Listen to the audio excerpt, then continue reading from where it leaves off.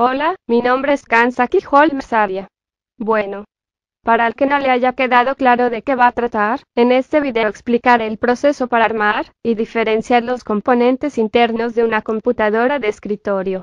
Además de también el proceso para volver a ensamblar todos los componentes. Bueno, una vez tengan lo necesario para desarmar, destornillador, un recipiente, una buena mesa, y a veces una pulsera antiestática, el cual no fue mi caso. Primero comenzamos retirando los tornillos de las tapas laterales, normalmente se encuentran aquí, aquí, aquí y aquí. Debido a que la computadora que está en pantalla no estaba en muy buen estado, estos dos tornillos no estaban, pero ustedes retiran los 4. Y después retiran las 2 tapas. El orden para sacar los componentes es opcional, pero lo que yo hice fue comenzar desconectando todos los componentes, y luego sacar la unidad de DVD, quitando 2 tornillos que estaban a ambos lados de la unidad, luego el lector de disquete de la misma manera, y seguido del disco duro, sacando 2 tornillos de ambos lados y jalándola hacia atrás. Luego, para obtener más espacio, lo que se hizo fue quitar la fuente de poder, pero primero se desconecta de la tarjeta madre, y luego se quitan 4 tornillos que están aquí. En mi caso solo estaban estos 2, luego solo se extrae, empujándola hacia adentro, con cuidado de que no se caiga ni se golpee. Así es como nos debería quedar el gabinete después de eso. En fin, lo que continuó fue desconectar la tarjeta madre, desconectándola de todos los cables que estaban conectados a ella. Se retiraron los cables IDE y las tarjetas de red y módem, junto con el puerto en paralelo y la entrada VGA, después el puerto en serie y las entradas PS2 y la entrada de audio. Todos con el mismo procedimiento, que fue quitarles el tornillo que tenían a un costado, que era el que los fijaba al gabinete, después simplemente se sacaron. Y recuerden, normalmente dentro de un ordenador se pueden encontrar los siguientes elementos. Disco duro. Es el sistema de almacenamiento más grande de la computadora, y en él se guardan los archivos de los programas, como el sistema operativo, las hojas de cálculo, lenguajes de programación, etc. Para configurarlos se necesita entrar y usar el BIOS. Lector de CD o DVD. Es el componente que nos sirve para introducir discos a nuestra computadora. No es muy indispensable, pero aún así es muy útil. La fuente de poder. Esta es la fuente de corriente eléctrica de la computadora. Sin esto la computadora simplemente no funcionaría, por lo tanto es muy indispensable. Se conecta a la corriente alterna, convirtiéndola en corriente directa de bajo voltaje, y la distribuye a todos los componentes. Las entradas PS2. Estas son las entradas donde se conectan el mouse y el teclado. Se diferencian por ser de color verde y morado, aunque algunas tienen también un dibujo del periférico correspondiente. Estas son las principales, aunque hoy en día también hay teclados o mouses que lleven la entrada USB. Entrada VGA. Se trata del conector de video para el monitor. Está formado por 15 pines hembra, distribuidos en 3 filas de 5 pines cada una. Puertos USB. Su nombre completo es Universal Serial Bus. Como su nombre lo indica, en este tipo de entradas se pueden conectar los diferentes tipos de periféricos que lleven la entrada USB, por ejemplo, memorias, cámaras, celulares, teclados, etc. Puerto en paralelo. Este es un dispositivo con pocos usos, pero principalmente se utiliza para conectar las impresoras. Puerto en serie. Este tipo de entrada, al igual que el puerto en paralelo, tiene pocos usos, ya casi no se utiliza, pero es muy probable que en computadoras antiguas esté presente. Este tipo de entrada se utilizará para conectar mouses con este tipo de conector, hasta que los reemplazó el conector PS2.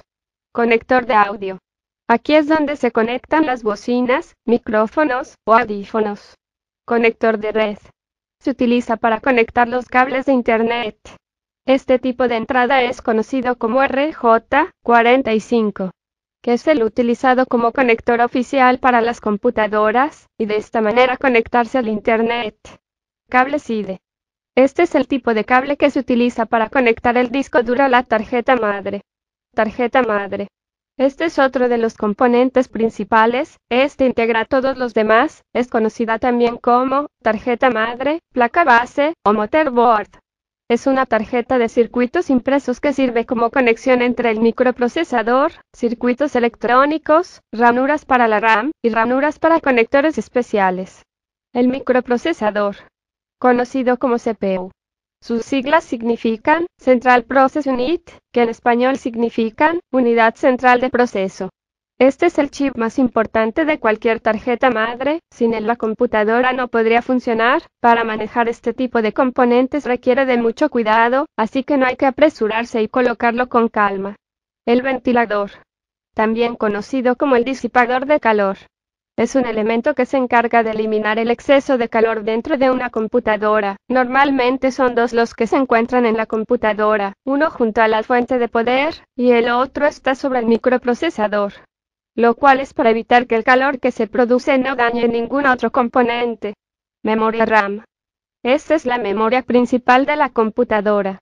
Sus siglas significan Random Access Memory, es volátil, lo que significa que una vez se apague la computadora todos los datos que se hayan guardado desaparecerán.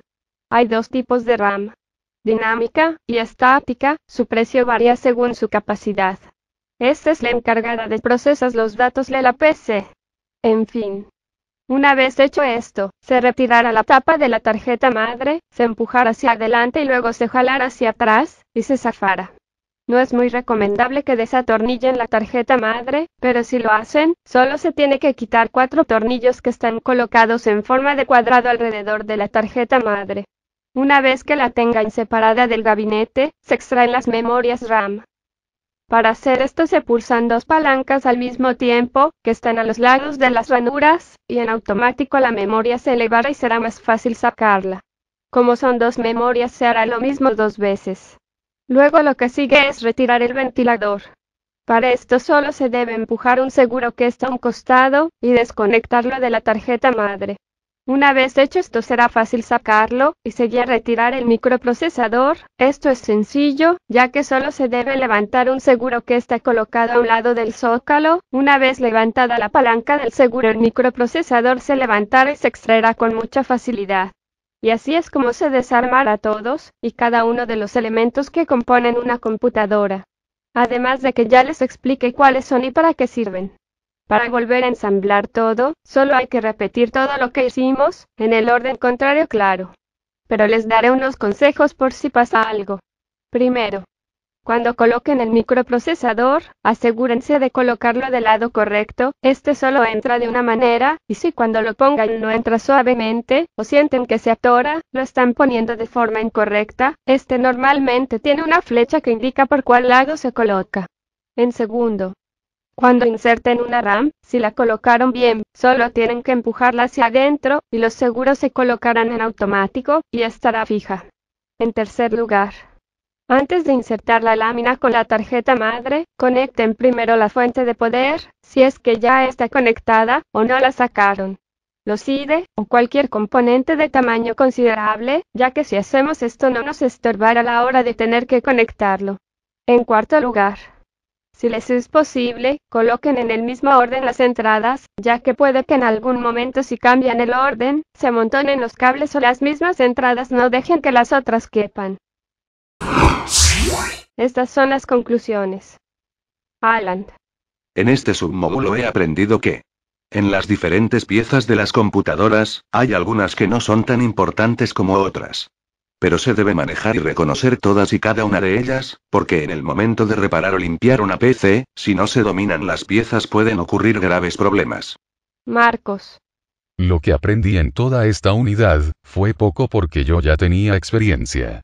Ya que en unos casos aprendí de las computadoras en muchos sentidos antes de ingresar a esta escuela. Armando. En este submódulo aprendí cómo desensamblar un equipo de cómputo, y también los nombres de cada uno de los componentes.